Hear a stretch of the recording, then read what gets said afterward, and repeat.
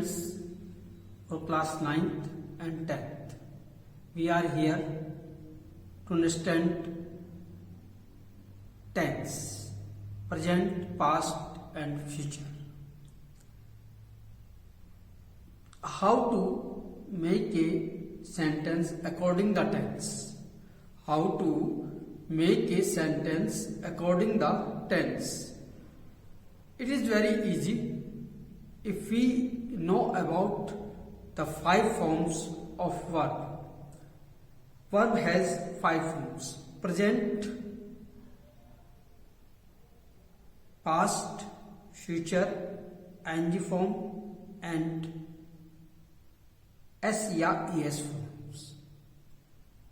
यदि हम इन 5 वर्ब्स के बारे में अच्छी प्रकार से जानते हैं और हमने अच्छी प्रैक्टिस की है, हमने 5 वर्ब पर अच्छी प्रैक्टिस की है, उनको लिखने का अभ्यास किया है, तो हम टेंस को बहुत अच्छे ढंग से सीख सकते हैं. यदि हमें वर्ब का ज्ञान नहीं है, हमें ये 5 फॉर्म्स याद नहीं है, एग्जाम्पल के तौर पर गो, गोज, वेंट, गॉन, गोइंग, तो हम अपने सेंटेंस को अच्छी प्रकार से नहीं बना सकते यदि हमें इनका ज्ञान नहीं है.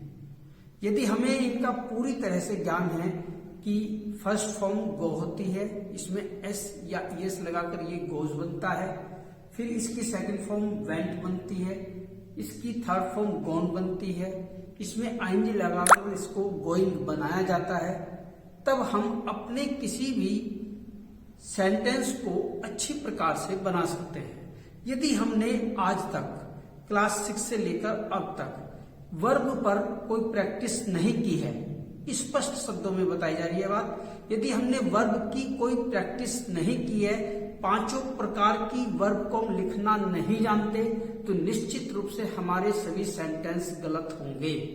और यदि हमारी कमांड है कि हमसे कोई भी वर्ब पूछी जाए, उसके 5 रूपों को हम अच्छी तरह से बता सकते हैं, लिख सकते हैं, तो हम टेंस पर अपनी कमांड अच्छी बना सकते हैं. यदि टेंस हमें अच्छी तरह से आते हैं तो इसको हम सभी टेंसेस को एक्टिव वॉइस में लेते हैं, तो उसके पैसिव वॉइस भी बना सकते हैं, डायरेक्ट से इनडायरेक्ट भी बना सकते हैं, ट्रांसफॉर्मेशन भी कर सकते हैं. ऐसा कोई सेंटेंस नहीं है जिसको हम नहीं बदल सकते यदि हमें वर्ब आती है, क्योंकि जब हम सेंटेंस को बदलते हैं तो वर्ब का चेंज निश्चित रूप से होगा. यदि अब हम वर्ब को नहीं जानते तो हम निश्चित रूप से अपने सेंटेंस को गलत करने वाले हैं.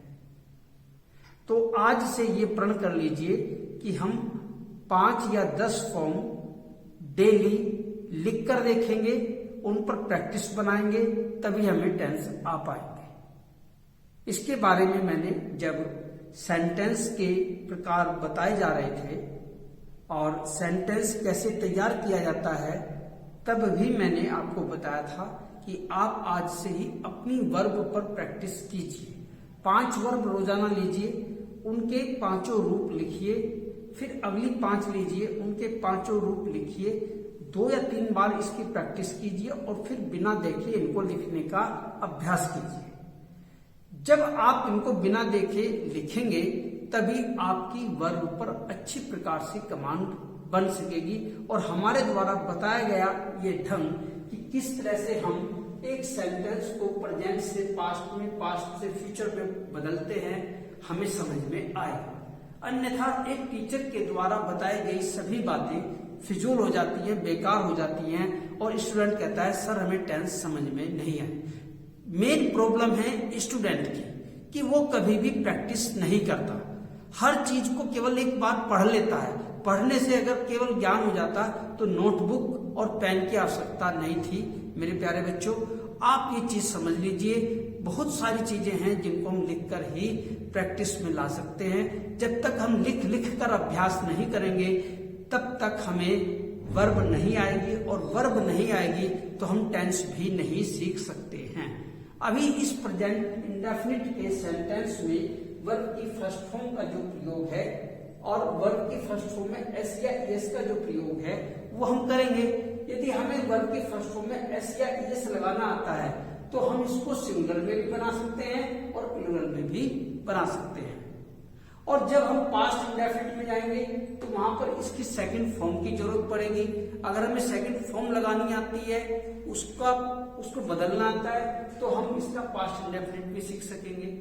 फ्यूचर इंडेफिनिट में जब हम जाएंगे तो वर्ब की फर्स्ट फॉर्म के साथ विल का प्रयोग, शैल का प्रयोग हमें करना होगा। अब हमें वर्ब की फर्स्ट फॉर्म और वर्ब की फर्स्ट फॉर्म में एस या ईएस या सेकंड फॉर्म बनानी आती है तो हम इंडेफिनिट सीख लेंगे। इसमें किसी भी अध्यापक को दोष देने की आवश्यकता नहीं है कि हमें टेंस समझ में नहीं आए या टीचर ने ठीक से समझाया नहीं। बाकी सब चीजें सेम होती हैं। सब्जेक्ट सभी में होता है, ऑब्जेक्ट सभी में होता है, टाइम और प्लेस कॉम्प्लीमेंट सभी में होते हैं। केवल वर्ब के आधार पर हम टेंस बदलते हैं। यदि हमें टेंस बदलने हैं तो हमें वर्ब को बदलना आना चाहिए। इसके बाद अब हम अपनी बात आज की शुरू करते हैं। आज का टेंस और उसकी पहचान। हिंदी में हम टेंस को पहचान करते हैं प्रेजेंट में है से, हूं से और हैं से। है का मतलब है एक व्यक्ति के द्वारा किया गया कोई कार्य है तो उसके अंत में है अगर आ रहा है तो वह प्रेजेंट का वाक्य माना जाएगा। यदि मैं के साथ मैं अपना काम करता हूं, मैं अखबार पढ़ता हूं, मैं स्नान करता हूं, इस तरह का कोई सेंटेंस है वह भी प्रेजेंट का कहलाएगा। है जब है में बिंदी लगती है, उनकी बिंदी, और उसको हम हैं बोलते हैं बहुवचन में। है अगर किसी वाक्य के अंत में आता है, हिंदी के किसी वाक्य के अंत में है आता है तो वह प्लूरल का वाक्य कहलाएगा, बहुवचन का वाक्य कहलाएगा। उसके साथ हमने वर्ब की फर्स्ट फॉर्म लगानी है। यहां पर है के लिए प्रेजेंट सिंगुलर में वर्ब की फर्स्ट फॉर्म में एस या एस का प्रयोग होगा।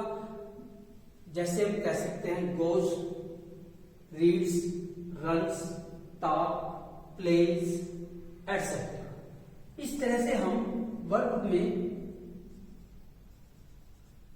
एस या एस जोड़कर उसको सिंगुलर सब्जेक्ट के साथ, सिंगुलर कर्ता के साथ, सिंगुलर डूअर के साथ, काम करने वाला अगर एक है, सिंगुलर है, तब हम इन सभी वर्ब में एस या एस जोड़कर वाक्य बनाएंगे। यदि हमारा कर्ता बहुवचन है, उसके अंत में है शब्द आ रहा है, तब हम उसको प्लूरल मानते हुए उसमें वर्ब की फर्स्ट फॉर्म का प्रयोग करेंगे और वाक्य का निर्माण करेंगे।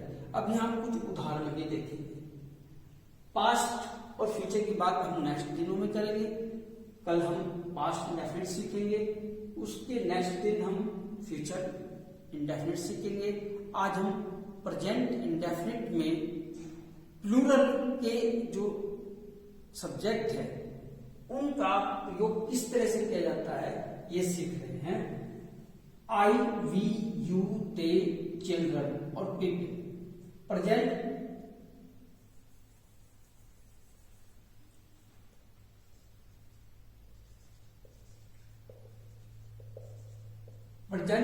इंडेफिनिट टेंस के अंतर्गत हम आई, वी, यू, दे, चिल्ड्रन और पीपल को देखते हैं। इन्हीं के हम वाक्य यहां पर बना रहे हैं। आई के साथ first form sing, I sing a song. We run fast, we के साथ first form run. You like red shirt, you के साथ first form like. They swim in the river, they के साथ first form swim. Children play football, children के साथ first form play. People reads newspaper daily, तो people के साथ read first form. यानी कि I, we, you, they, children, people के साथ हमने सिंग, रन, लाइक, स्विम, प्ले और रीड फर्स्ट फॉर्म का प्रयोग किया है। तो इसी का एक फार्मूला तैयार हो गया कि बहुवचन कर्ताओं के साथ फर्स्ट फॉर्म का प्रयोग किया जाएगा। अब इन्हीं सेंटेंसेस को हम यहाँ पर नेगेटिव में देखते हैं। जब नेगेटिव सेंटेंस बनाते हैं तो उन सभी वाक्यों में डू नॉट का प्रयोग किया जाएगा। नेगेटिव के सभी वाक्यों में डू नॉट प्लस वर्ब की फर्स्ट फॉर्म का प्रयोग किया जाता है। अब I do not sing a song, तो सिंग फर्स्ट फॉर्म है, इसके साथ डू नॉट लगा। We do not run fast, run first form है, इसके साथ डू नॉट लगा। You do not like red shirt, तो लाइक फर्स्ट फॉर्म में इसके साथ डू नॉट लगा। They do not swim in the river, तो स्विम के साथ भी हमने डू नॉट का प्रयोग किया है। Children do not play football, तो प्ले के साथ भी हमने डू नॉट का प्रयोग किया है। यहाँ पर read, people do not read newspaper, तो यहाँ पे रीड फर्स्ट फॉर्म में इसके साथ भी हमने डू नॉट का प्रयोग किया है।